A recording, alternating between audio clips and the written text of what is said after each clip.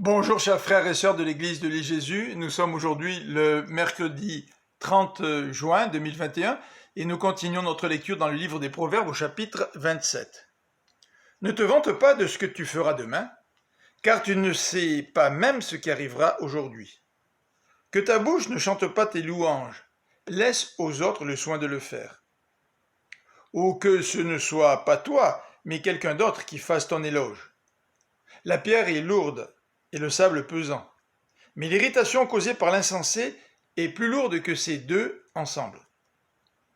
Cruelle est la colère et impétueuse la fureur, mais qui tiendra devant la jalousie? Mieux vaut reprendre ouvertement quelqu'un que de se taire par amitié.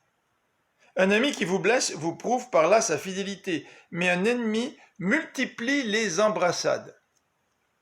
Celui qui est rassasié dédaigne le miel, mais pour l'affamé, même ce qui est amer paraît doux.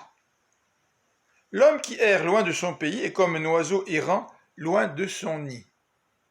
L'huile odorante et les parfums mettent le cœur en joie, mais la douceur de l'amitié réconforte le cœur. Ne délaisse pas ton ami ni l'ami de ton père, et quand le malheur t'atteint, ne t'adresse pas même à ta parenté. Un voisin près de toi vaut mieux qu'un parent qui se trouve loin. Acquiers la sagesse, mon fils, et mon cœur se réjouira. Je pourrai répondre à ceux qui me critiquent. L'homme avisé voit venir le malheur et se met à l'abri. Le stupide poursuit son chemin et en subira les conséquences. Si quelqu'un s'est porté garant des dettes d'autrui, prends-lui son vêtement, et s'il a cautionné des inconnus, exige qu'il te donne des gages. Si, de grand matin, quelqu'un vient bénir son ami à forte voix, ce sera pris comme une malédiction. Une femme querelleuse est pareille à une gouttière percée qui ne cesse de couler un jour de pluie. Arrêter ces récriminations, autant vouloir arrêter le vent, ou retenir de l'huile dans sa main. L'homme s'affine au contact de son prochain, tout comme le fer se polit par le fer. Qui soigne son figuier jouira de ses fruits, et qui prend soin de son maître sera honoré. Regardez dans l'eau. Vous verrez votre propre visage s'y réfléchir. Sondez le cœur de l'homme. Vous verrez s'y réfléchir votre propre cœur. Le séjour des morts et l'abîme sont insatiables. De même, les yeux de l'homme ne sont jamais rassasiés.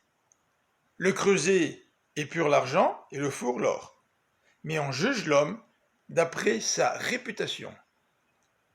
Même si tu broyais l'insensé dans un mortier avec un pilon comme on pile le grain, tu ne parviendrais pas à détacher sa sottise. Tâche de bien connaître l'état de chacune de tes brebis. Sois attentif à tes troupeaux, car la richesse n'est pas éternelle, et une couronne ne subsiste pas à toujours.